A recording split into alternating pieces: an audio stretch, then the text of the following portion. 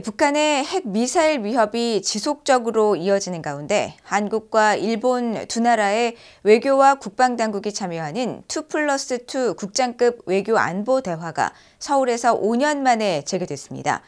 한국 동해에선 미한일 세 나라 해군이 미사일 방어 훈련을 펼쳤습니다. 조상진 기자가 보도합니다. 한국 외교부의 서민정 아시아태평양 국장과 국방부의 우경석 국제정책차장, 일본 외무성의 후나코시 다케이로 아시아 대양주 국장과 방위성의 안도 아츠시 방위정책 차장이 17일 서울 외교부 청사에서 12차 한일 안보정책 협의회를 열었습니다. 양측은 북핵 문제를 포함한 동북아 안보 환경과 양국 외교, 국방정책 협력 현황, 한일과 미한일 협력 현황 등에 대해 의견을 교환했습니다. 한국 외교부와 국방부는 양국의 동북아 안보 환경에 대한 인식을 공유하고 상대국의 국방 안보 정책에 대한 상호 이해를 높이면서 한일 간 안보 협력을 미래지향적으로 발전시켜 나가자는 데 의견을 같이 했다고 밝혔습니다. 특히 북한의 핵과 미사일 도발 위협 수위가 고조되는 상황에서 북한에 대한 대응 방안과 최근 이뤄진 한일 군사정보 보호협정 지소미아 정상화를 평가하고 추가 협력 방안을 논의한 것으로 알려졌습니다. 두 나라의 외교와 국방당국이 참여하는 2+2 형태의 국장급 외교안보 대화가 재개된 것은 지난 문재인 정부에서 중단된 이후 5년 만입니다.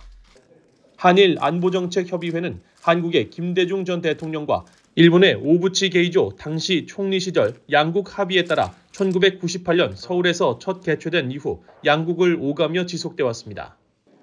하지만 지난 문재인 한국 정부 시절 다시 강제징용 배상 판결을 둘러싼 갈등으로 양국 관계가 경색되면서 2018년 3월 도쿄 회의를 끝으로 중단돼 왔습니다. 이런 가운데 미한일 세 나라는 17일 한국 동해상에서 북한의 핵과 미사일 위협에 대응하기 위한 미사일 방어 훈련을 실시했습니다. 한미 해군과 일본 해상자위대는 오늘 동해 공해상에서 미사일 방어 훈련을 실시합니다.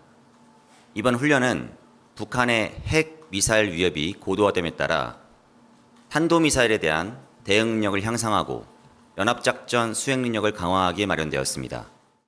한국 해군에 따르면 미국의 벤폴드함과 한국의 율곡 2함, 일본의 아타구함 등 세 나라의 이지스 구축함이 참가했으며 훈련은 북한의 탄도미사일 도발 상황을 상정해 가상의 미사일 표적에 대한 탐지와 추적, 정보 공유 등 대응 절차를 숙지하는 데 중점을 뒀습니다.